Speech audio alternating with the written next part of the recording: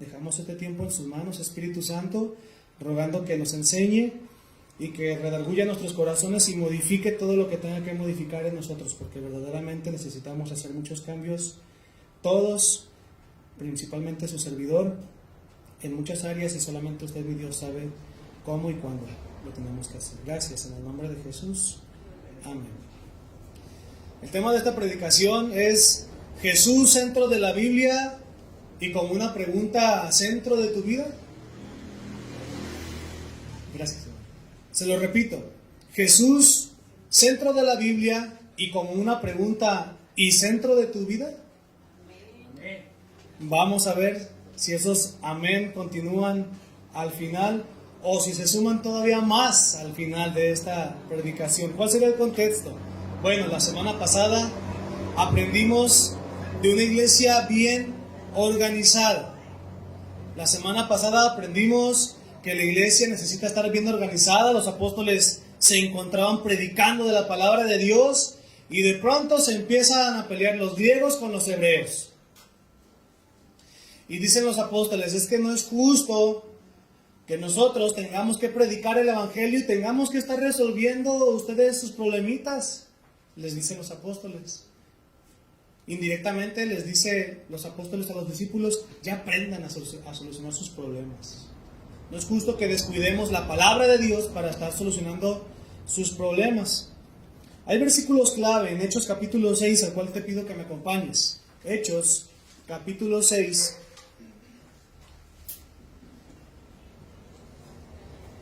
Hay versículos clave de nuestro contexto para poder comprender lo que va a suceder a continuación. Versículo número 5, Hechos 6:5.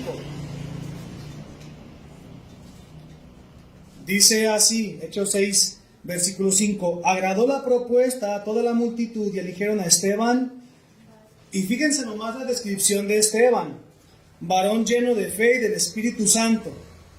A Felipe, a Procoro, a Nicanor, Timón y todos los demás que escogieron.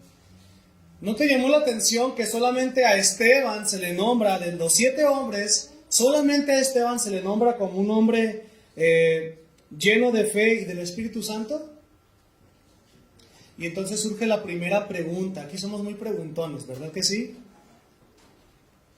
¿Cómo era la vida de este hombre para que dentro de 7 hombres que fueron elegidos, solamente a él se le mencionara como un hombre lleno de fe y del Espíritu Santo? Entonces, dentro de todos tus hermanos, en la sangre, en tu familia, ¿cómo se te menciona a ti? ¿Cómo hablan de ti tus hermanos? Piénsalo nada más. ¿Te describen como un hombre o una mujer llena de fe o del Espíritu Santo? Versículo 8, el mismo en Hechos 6. Y Esteban, lleno de gracia y de poder, hacía grandes prodigios y señales entre el pueblo. De entre los 7, la Biblia solamente describe que Esteban hacía señales y prodigios, ¿te fijas? Versículo 10, pero no podían resistir a la sabiduría y al espíritu con que hablaba. O sea, este hombre era sabio y hablaba con el Espíritu. Versículo 15, entonces todos los que estaban sentados en el concilio, al fijar los ojos en él, vieron su rostro como el rostro de un ángel. Voltea con el que tienes a un lado y hazle cara de ángel. A ver, hazle tu cara de ángel. A ver, quiero verlos. Aquí como todos hacen su careta de ángel. A ver, ya están todos haciendo. Las mujeres así, ¿verdad? No sé por qué. ¿Y los hombres cómo será la cara del ángel de un hombre? Dicen las mujeres, ¿no tienen edad? Pues dice que este hombre lo están a punto de matar y su rostro es como un rostro. Ahora, hermanos, no hay que alegorizar, ¿ok? Esto es una metáfora solamente. O sea, su rostro irradiaba como felicidad, irradiaba paz. Eso se refiere con que tenía un rostro como de ángel, ¿ok, hermanos? No, por favor, no se imaginen ahí la aureola, ¿verdad? Ni blanco, no, nada de eso, no, tranquilo, ¿verdad? Eso no significa. Bueno, entonces vamos a entrar ahora sí de lleno a nuestro pasaje, una vez que contextualizamos. Jesús, centro de la Biblia y centro de tu vida, te lo vuelvo a preguntar. Amén. Nuevamente. Esteban es un ejemplo de vida para nosotros, hermanos. Esteban se le menciona que era lleno de fe, lleno del Espíritu Santo, lleno de sabiduría, hablaba con conocimiento y al momento en que estaba a punto de morir, su rostro era como un rostro de ángel. Y ese hombre es un ejemplo de vida para ti y para mí. Dice la Escritura que todos los hombres y todos los ejemplos descritos en la Escritura son para que nosotros tomemos el ejemplo de ellos, para que lo adoptemos para nuestras vidas. Entonces, Esteban es un ejemplo para nuestras vidas porque él es un anunciador y además es un imitador de Jesús. Es por eso que Esteban es un ejemplo de vida. Pero yo voy a empezar a pisar callos hoy tempranamente. A veces me espero la mitad y a veces me espero hasta el final. Hoy voy a comenzar a pisar callos desde temprano. ¿Qué tipo de cristiano eres tú? Contéstate a ti mismo, por favor. No levantes la mano y no me lo digas. ¿Qué tipo de cristiano eres tú? Si te pregunto que como trabajador, ¿cómo eres? Dirás, pues ahí la llevo, le echo ganas. Si te pregunto cómo eres como padre, como madre, como hijo, como vecino, como nieto, cada quien dirá, le estoy echando ganas. Pero a mí como pastor lo que me concierne es preguntarte, ¿qué tipo de cristiano eres tú? Cuando yo tenía 7 años, me invitaron a jugar fútbol rápido a una cancha que estaba lejos de mi casa. Y yo desatrancaba la puerta, porque la puerta de nuestra casa se atrancaba con una, valga la redundancia, con una tranca, y la quitaba sin que se hiciera ruido. Me salía, metía la mano, aventaba la tranca, cerraba la puerta y la tranca otra vez cerraba la puerta. Y nadie se daba cuenta que el niño se había salido. 7 años. Y me iba caminando, como caminar de aquí a Los Monos. Iba caminando, llegaba a la cancha, porque era bien futbolista, como todos los niños yo creo, ¿verdad? Casi todos, pues. Y empezaba a pelotear con la pierna derecha. Y luego con la izquierda. Y luego con la derecha y luego con la izquierda. Porque su servidor quería ser, en aquellos tiempos, el mejor jugador de fútbol y con las 2 piernas, como Benjamín Galindo. Quien conoce a Galindo sabe que le pega con las 2. Con las 2, maestras. Y yo decía, yo quiero ser el mejor jugador y con las 2 piernas. Y me esmeré. Y me salía de mi casa lunes, miércoles y viernes. Y al principio no me querían dejar pasar, pues este niño que viene aquí a la cancha, ¿qué, verdad? Ya después me empezaron a echar el ojo y ya me dejaban jugar. Entonces, lleva esta anécdota a tu vida. ¿Y qué tipo de cristiano eres tú? ¿Quieres ser uno que le pegue nada más con la derecha, o uno que le pegue nada más con la izquierda, o uno que le pegue con las 2 y también con la cabeza? Tú me estás entendiendo lo que me estoy dirigiendo. Versículo número 3, pero del capítulo 7. Vamos a ir a enfocarnos ahora en el capítulo 7. Bueno, vamos a comenzar en el 1. De Hechos. El sumo sacerdote dijo entonces, ¿es esto así? Y él le dijo, varones, hermanos y padres, oíd. El Dios de la gloria apareció a nuestro padre Abraham, estando en Mesopotamia, antes que morase en Herán. Y le dijo, sal de tu tierra y de tu parentela, y ven a la tierra que te mostraré. Todos tenemos un tanto identificados. ¿Quién es Abraham? Padre de la fe, padre de multitudes. ¿Sí? Dios hizo un pacto con él. En ti, dice Dios a Abraham, serán benditas todas las naciones de la tierra, y tú serás de bendición, y tu descendencia será como las estrellas del cielo. Y entonces Esteban les cita a Abraham y les dice, ¿sabes qué? Vamos a hablar desde el principio. Y Esteban, con tanto conocimiento que tenía, comienza a citarles desde el Antiguo Testamento la obra, ¿de quién creen? De Jesús, porque Jesús es el centro de la Biblia. A Esteban se le tiene en juicio y se le está a punto de matar porque predica a Jesucristo. Y entonces Esteban dice, no entienden, tengo que llevarlos desde el Antiguo Testamento. Miren, el Dios que le hizo una promesa a Abraham es el mismo Dios que se presentó ante ustedes en forma de hombre, y esa misma promesa que Dios le hizo a Abraham se cumple en Jesús. Y recuerda que los judíos son conocedores, no son así neófitos, es la palabra, sin conocimiento. Y entonces, yo sé que tú, hermano y hermana, aquí presente, dices, híjole, ay, Abraham, qué bárbaro, padre de la fe. Estaba en su casa y Dios le dice, salte de tu tierra y camínale, mijo. Así le dice, camínale a la tierra que yo te mostraré. O sea que Abraham, ¿para dónde caminó, hermanos? ¿Para el norte o para el sur? No sabemos, porque le dijo, tú comienza a caminar y yo te mostraré la tierra. Y entonces cuando hay problema en tu vida, cuando hay dolencia o enfermedad o circunstancias con tus familiares, tú dices, ojalá yo fuera como Abraham, lleno de fe. Yo quiero decirte algo. Abraham era un hombre sin afecto. ¿Sí sabes eso o no sabes eso? Abraham era un hombre sin afecto.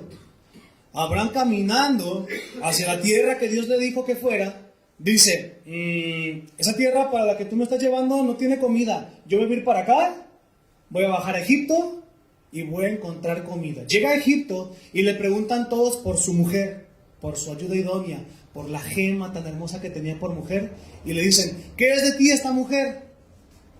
Mi hermana. Era un hombre sin afecto. ¿Cuántos de ustedes negarían a su mujer, varones?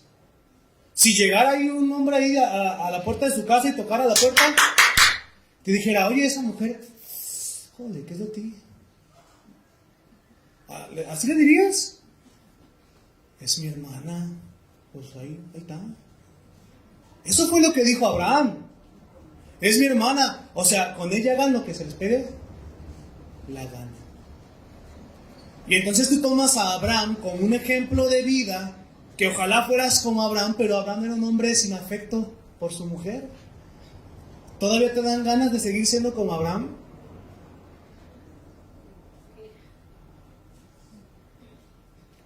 Dice que Abraham llevaba a su hijo, Dios le pidió que lo sacrificara, y le dice el niño a Abraham, mira, pa, ya tenemos el burro, ya tenemos el lugar donde vamos a hacer el sacrificio, ya está la leña y el fuego. Y el sacrificio al que se va a sacrificar, y Abraham ya sabía que su hijo iba a ser muerto. Abraham era un padre escurridizo que no confrontaba las cosas como son. Porque la Biblia nos manda a que tú y yo hablemos con nuestros hijos tal y como son las cosas. ¿No es así? ¿O todavía tu hijo piensa que, bueno, hablo en los cristianos, específicamente los cristianos, ¿todavía tu hijo piensa que sus regalos de Navidad se los trae el niño Dios?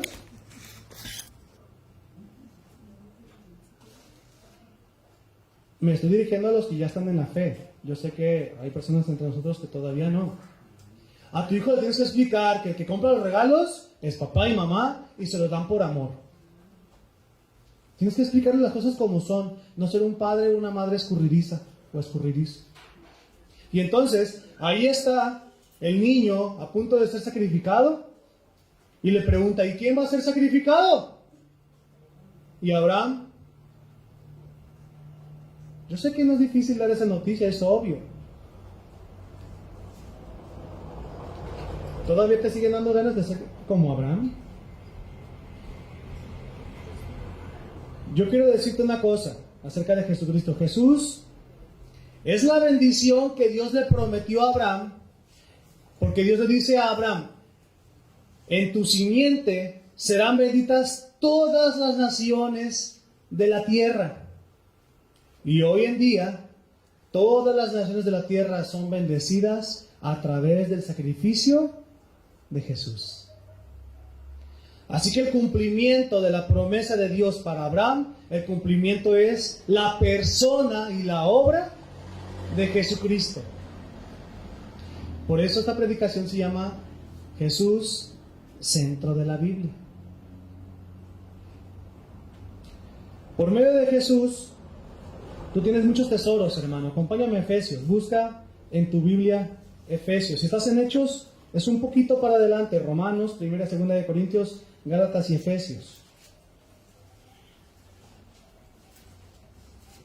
Efesios capítulo 2, está en su pantalla, versículos 4 y 5.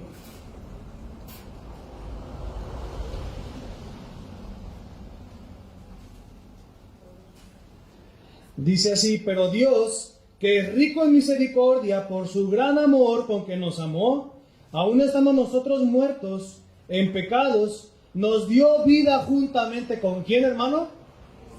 Juntamente con Cristo te dio vida. La vida eterna ya la tienes en Jesucristo. Ya la tienes en Jesucristo. Versículos 18 y 19 ahí mismo, capítulo 2 de Efesios. Porque por medio de Él, o sea de Jesús, los unos y los otros tenemos entrada por un mismo espíritu, ¿a quién?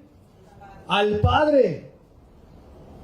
Así que ya no sois extraños ni advenedizos, sino conciudadanos de los santos y miembros de la familia de Dios.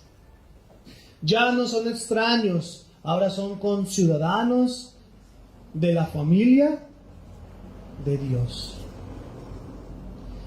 Y a lo que voy con este punto es que tú tienes tantas bendiciones y tantas riquezas en el amor de Dios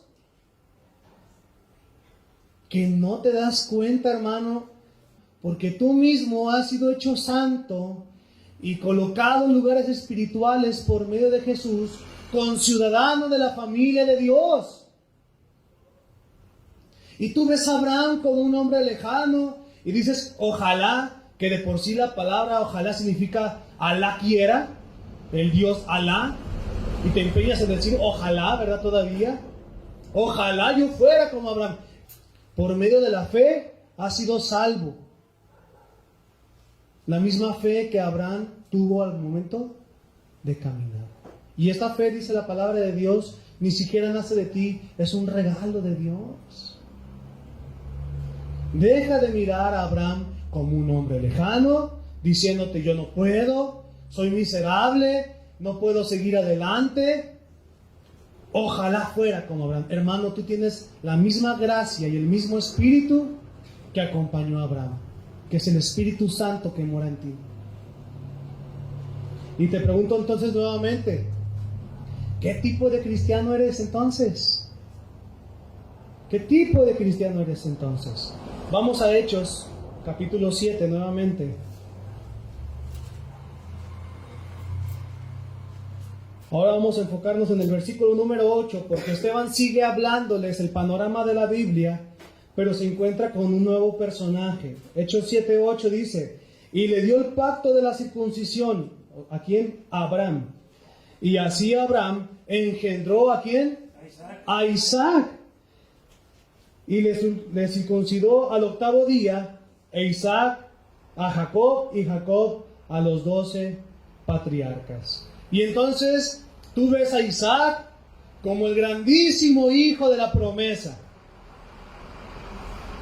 Un gran hombre también lleno de fe, un hombre que caminó con Dios, un hombre que hizo prodigios y cosas maravillosas.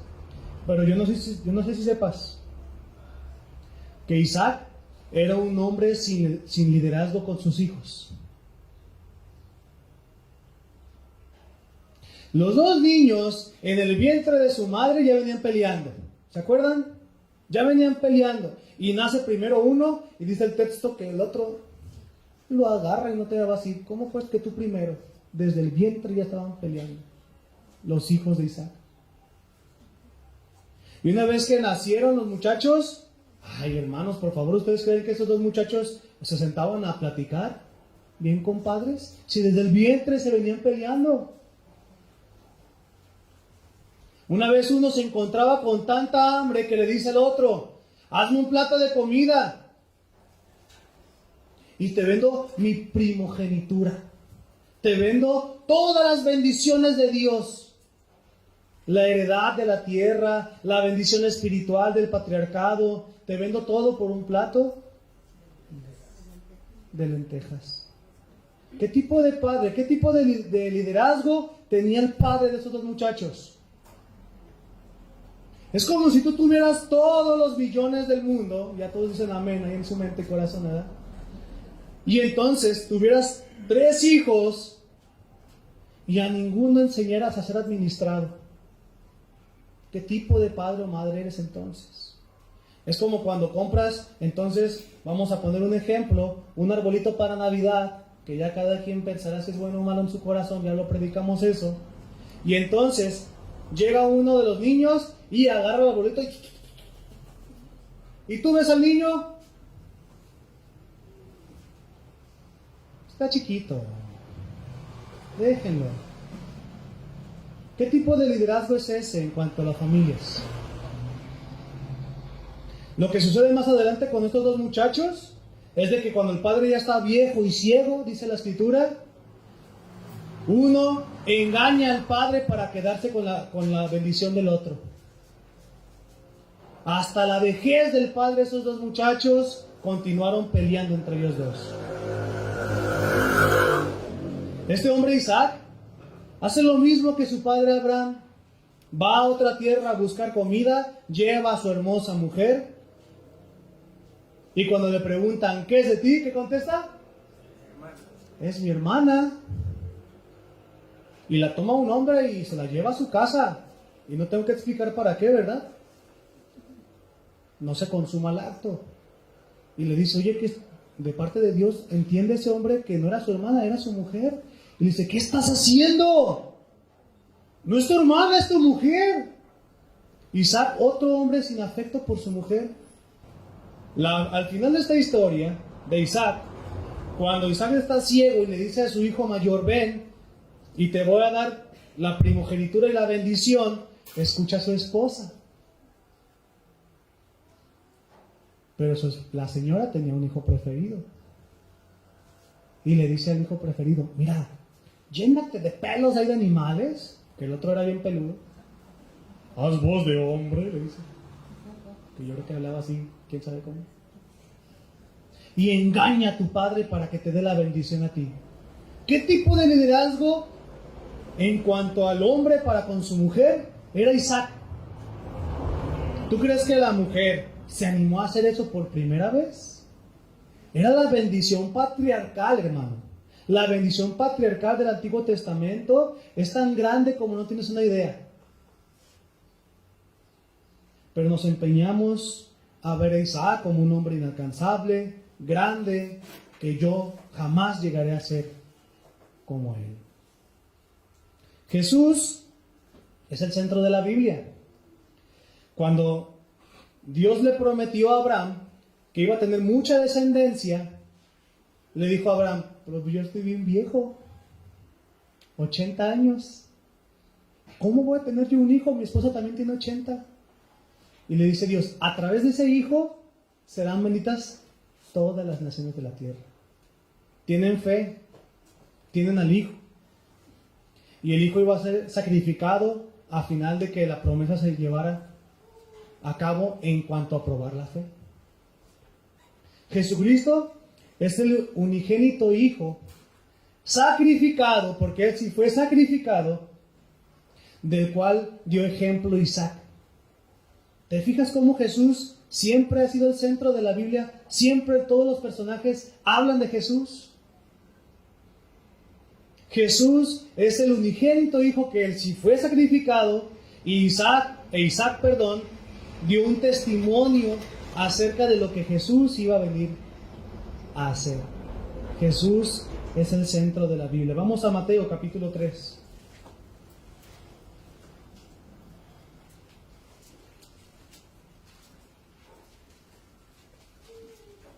Mateo 3, 16 y 17. Jesús después de que fue bautizado, subió luego del agua, y aquí los cielos le fueron abiertos. Literalmente, hermano, literalmente los cielos le fueron abiertos.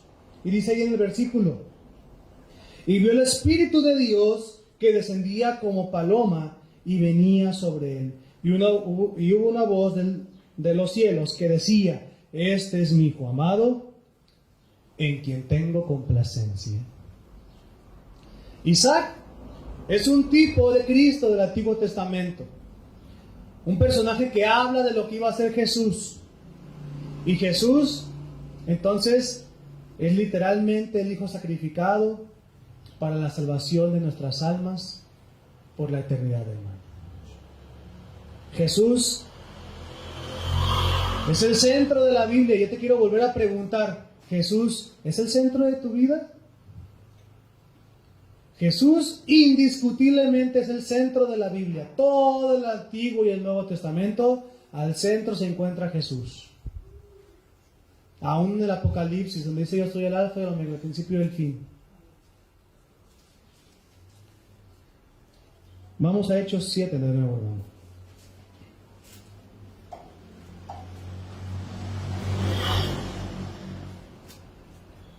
Hechos 7:9 dice: los patriarcas, movidos por envidia, vendieron a José para Egipto, pero Dios estaba con José. ¿Estamos de acuerdo? Dios estaba con José. ¿Cuántos de los presentes aquí, hombres o mujeres, hubiéramos querido en nuestra juventud tener esa convicción de José, verdad? Y entonces ves nuevamente, ahí voy otra vez, sí, ahí voy otra vez, hermano. Ves a José grande, que fue administrado, llegó a ser grande en Egipto, un ejemplo tan grande a seguir, pero ¿no entiendes que José era un imprudente? José era el hijo mimado de su padre. Y entonces su padre le decía: mira, mijo, y no estoy tirándole pedradas a nadie, es el contexto cultural. Te compré un becerrito, un caballito, un camellito, era lo de aquellos días. Te compré esto. ¿Y qué hacía José? Llegaba con su caballito, con sus hermanos, y miren, hermanos, lo que me compró mi papá. Miren. Y entonces los hermanos, los que trabajaban, los que estaban en el sol, ¿cómo crees que se ponían? Porque aquel muchachito estaba ya sentado, tomando leche, y su papá dándole caballitas. Un día se le ocurre a su padre hacerle una túnica de colores. El patriarca de todo Israel, un pueblo tan grande, hermano, el patriarca de todo, se pone a tejer una túnica. Se pone a tejer una túnica. El patriarca, compréndelo, es el patriarca. Me imagino ya patriarca, ¿no? ¿Para quién es? Para mi hijo. Y de colores, que significaba que era el hijo preferido, que era el hijo al que más amaba, que no le importaban los demás, ese era el que él quería. Y entonces llega el padre con el hijo enfrente de todos los hermanos, y el padre le da túnica enfrente de todos. Y todavía el niño mimado se la pone y les desfila a los hermanos: miren nomás mi túnica, qué bonita. Déjenme, voy a tomar leche, sigan trabajando. Así era él. Así de imprudente era. Este hombre, José, llega a ser grande en Egipto por la mano de Dios, y nada más que por la mano de Dios. Y cuando ve a sus hermanos que llegan, ahí se va. Y llega con sus hermanos, ¿verdad? Sin decirles qué es él. ¿Y ustedes qué? No, pues que vengo por provisión, por favor. Ándale pues. Se van y le dice a su siervo: mételes ahí unos tesoritos, una copa, las copas reales, ¿verdad? ¿Sabes cómo se llama eso? Venganza. Sus hermanos lo aventaron en un pozo, y luego lo sacaron y lo vendieron como esclavo. La verdad, yo pienso dentro de mí, pues no era para menos, así como era. Y entonces cuando los hermanos se presentan ante él se venga. literalmente se venga. José era un hombre vengativo. Lo rescatable de José es que era un hombre que honraba a su padre. Porque una vez que se venga de sus hermanos, les dice: tráiganme a mi padre. Es más, todavía llévenle más de lo que me pidieron y llévenle su dinero. ¿Te fijas cómo el hijo, mucho tiempo alejado de su padre, una vez que vuelve a encontrarse con su familia, vuelve a proveer a su padre todo lo que no pudo hacer durante mucho tiempo? Eso es un principio bíblico bueno para que tú, cuando ya estés casado, si estás por aquí soltero, veo algunos solteros, no te olvides de tus padres. Tal vez quieras ir a conquistar tierras lejanas o cercanas y te tengas que estabilizar económicamente durante un tiempo, pero una vez que estés estabilizado, recuerda a tus padres nuevamente. No los olvides. Jesús es el preservador de la vida. Dice José que para preservación de vida fue enviado a Egipto para preservar la vida de su pueblo. Pero Jesús es el preservador de la vida de todos nosotros, de todos aquellos que estábamos en tierra extraña, así como lo fue José a su pueblo. El pueblo de Israel era el pueblo de Dios, aquí los quería tener Dios en bendición, pero a veces el agua es incapaz de contenerse, se va entre nuestras manos. Así es el pecado y la desobediencia. Y cuando Dios quería tener, una tierra hermosa para los israelitas, ellos se rebelan y se van a una tierra extraña y se vuelven esclavos, a Egipto. Lo mismo aplica para nosotros. Dice la Biblia, hermano, que hoy en día tú no eres como tal una persona que estará por siempre aquí. Tú eres pasajero y peregrino en este mundo. Creas o no creas en Jesús, eres peregrino en este mundo. Dice la Escritura que el que cree en Jesús, su habitación y su morada es en los cielos.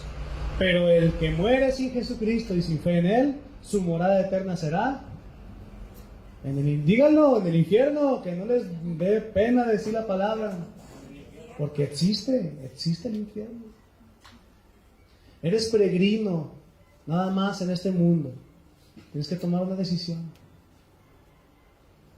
Tener fe y cuando mueras ir al cielo, o seguir como vas y cuando mueras arder en el lago de fuego eterno.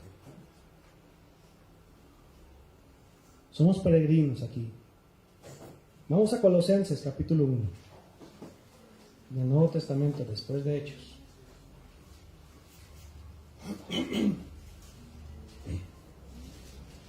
Colosenses capítulo 1, versículos 12 al 14.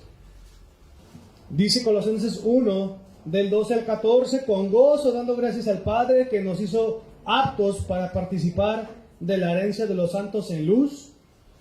Versículo 13: el cual nos ha librado de la potestad de las tinieblas y trasladado al reino de su Hijo, de su amado Hijo, en quien tenemos redención por su sangre, el perdón de pecados. Si tú has depositado tu fe en Jesús, Dios mismo te ha pasado del reino de las tinieblas al reino de la luz de su amado Hijo Jesucristo. Y yo quiero que sigas comprendiendo las grandes maravillas y las eternas misericordias que tienes en Jesucristo. Has sido pasado del infierno al cielo. Has sido hecho santo, amado, apto, hijo de Dios, coheredero de la gracia, coheredero de la misericordia, familia de Dios. Y a veces ves a José, del que estábamos hablando, y dices: José ha de estar descansando en su santa morada misericordiosa por todo lo que hizo. Y la verdad es que sí, está descansando porque tuvo fe en uno que ni siquiera había visto, que ni siquiera había llegado, que es Jesús. Pero quiero que comprendas que lo mismo se espera para ti. El mismo descanso está dado a través de Jesús para ti. Ya no mires a esos personajes, hermano, como personajes inalcanzables, como una estrella errante, difícil de alcanzar, porque tú has sido revestido y cubierto y sellado, dice Efesios, por el Espíritu Santo, el cual es las arras, la garantía para que comprendas de tu salvación y tu morada en el cielo. Y te pregunto nuevamente, entonces, ¿qué tipo de cristiano eres tú? Estamos viendo personajes bíblicos que tú ves como muy grandes, pero tenían grandes errores. Grandes errores. ¿Qué tipo de cristiano eres tú? Vamos a Hechos 7:20.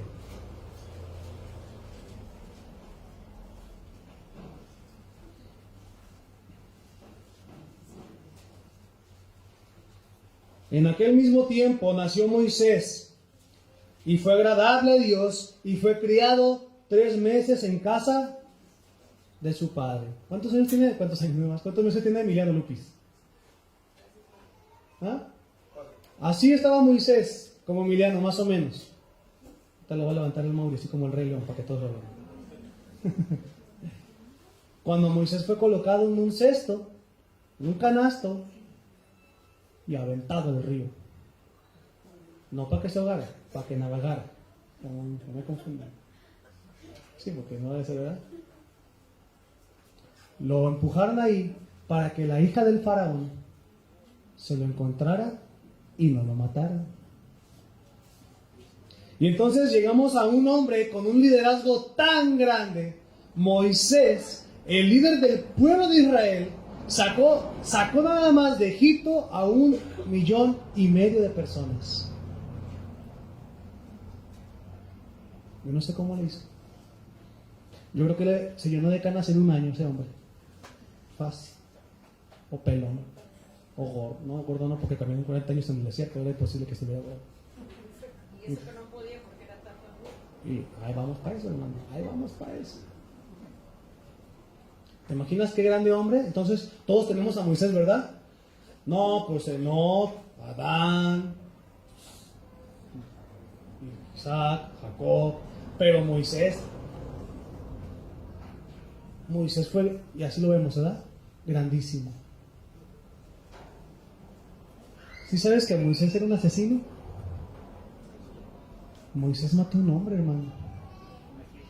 A un egipcio. Y si alguien aquí presente tiene una vida en sus manos y sangre derramada de otra persona, sabrá lo que se siente haber hecho cosas como esas. Pero alcanzar la misericordia de Dios en ese sentido no tiene precio. Es grandísimo. Moisés fue tan grande, hermano. Dios lo rescató y lo tomó.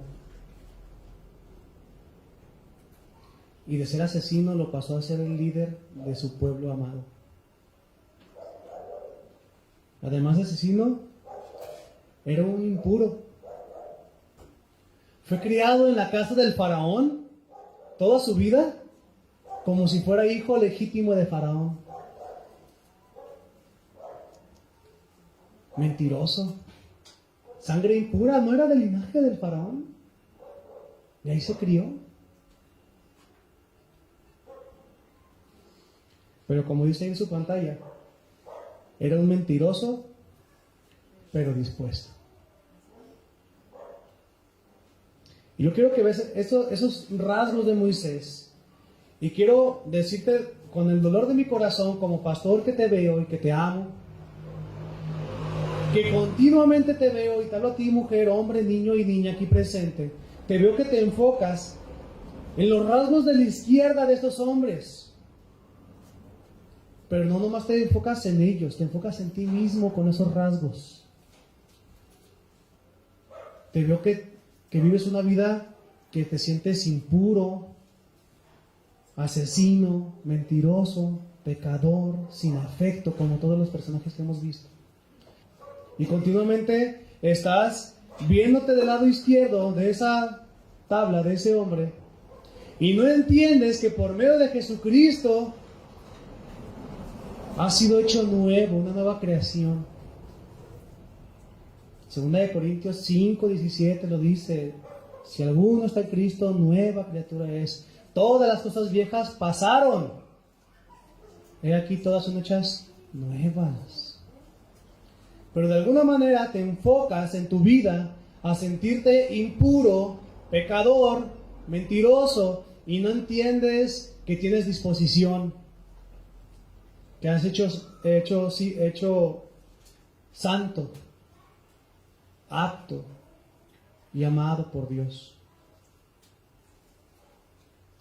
Miras tanto tu vida antigua, la ves continuamente, y entonces estás ahí diciendo: yo soy malo, soy pecador.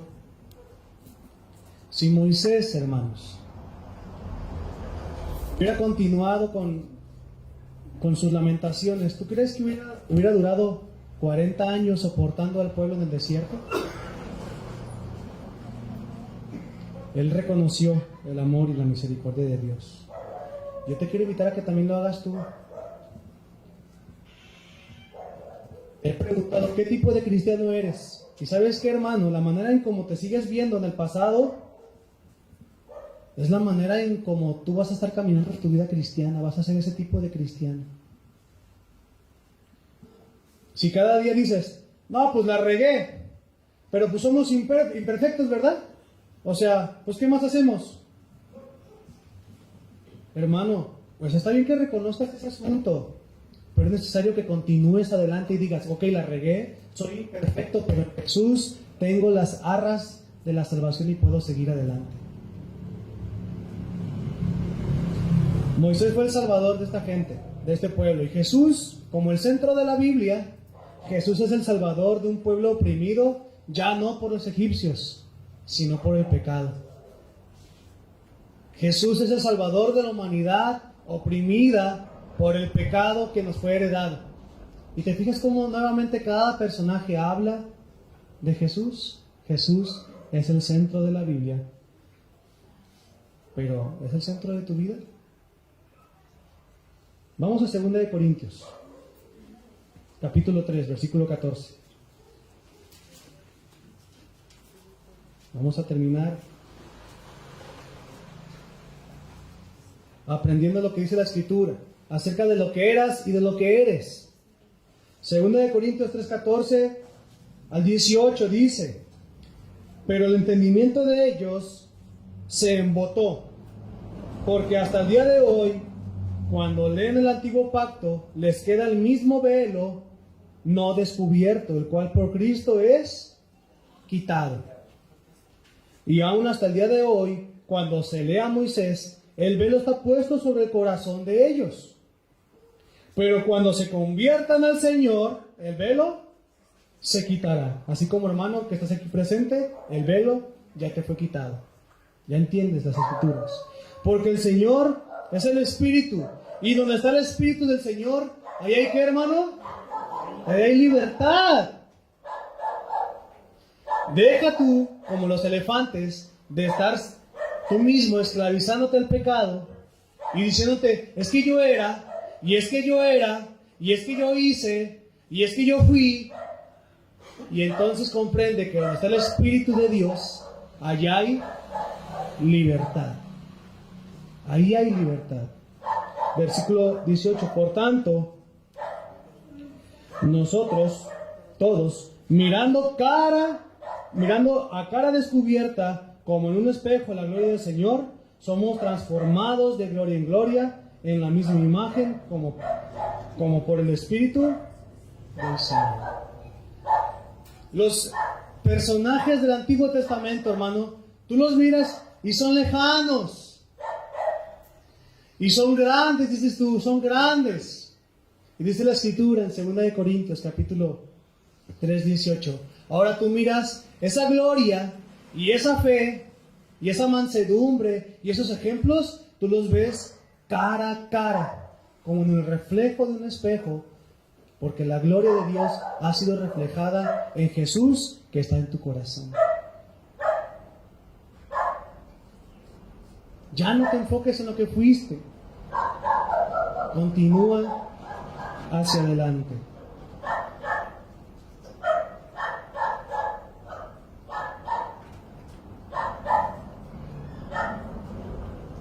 Los voy a mandar a sus casas con unas cuantas preguntas, hermanos.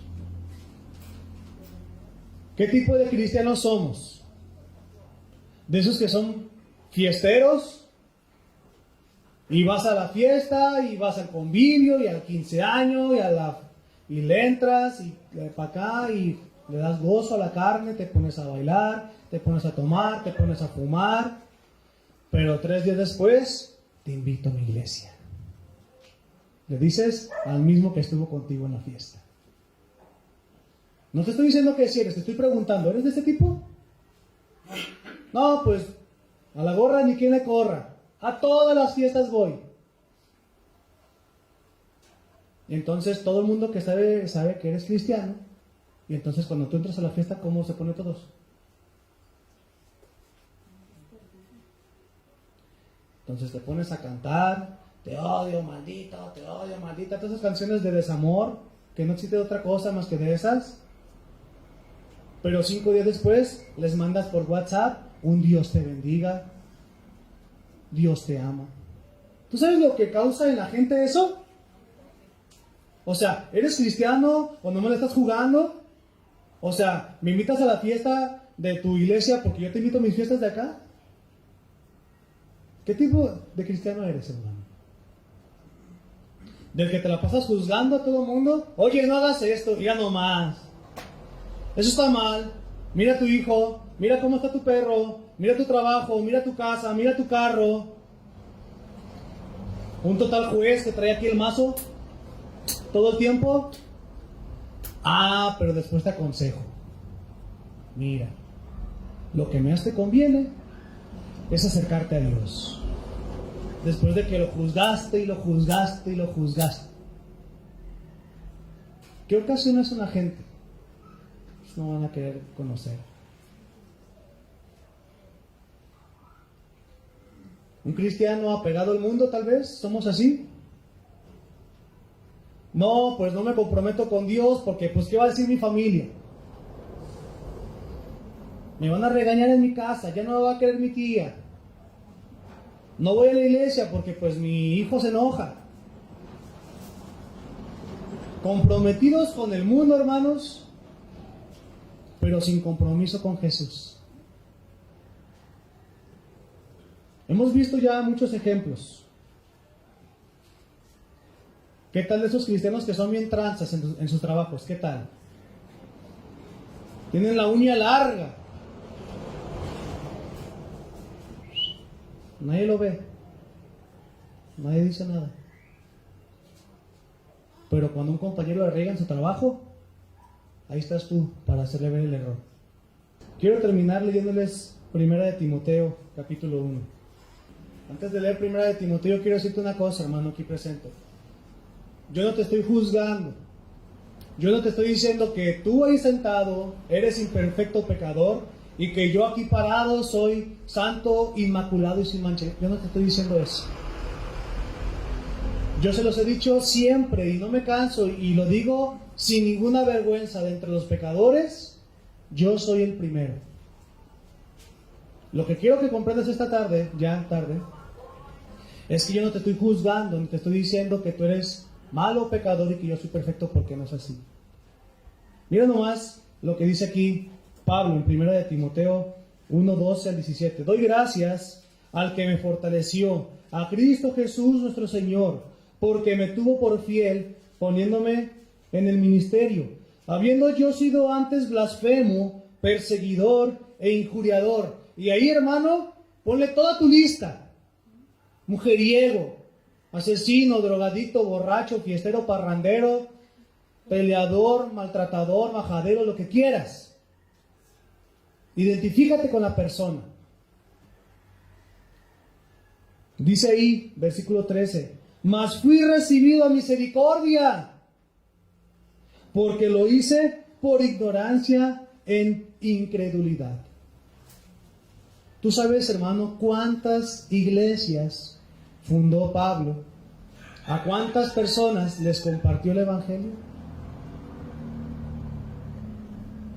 Pero Pablo no lo hubiera hecho si Pablo tuviera nuestra misma actitud de decir, yo no puedo ser un cristiano fortalecido porque hace 50 años me robé un chicle.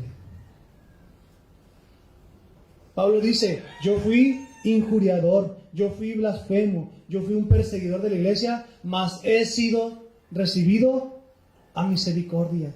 Y eso es un par de aguas en su vida y debe ser un par de aguas para tu vida, hermano. Versículo 14.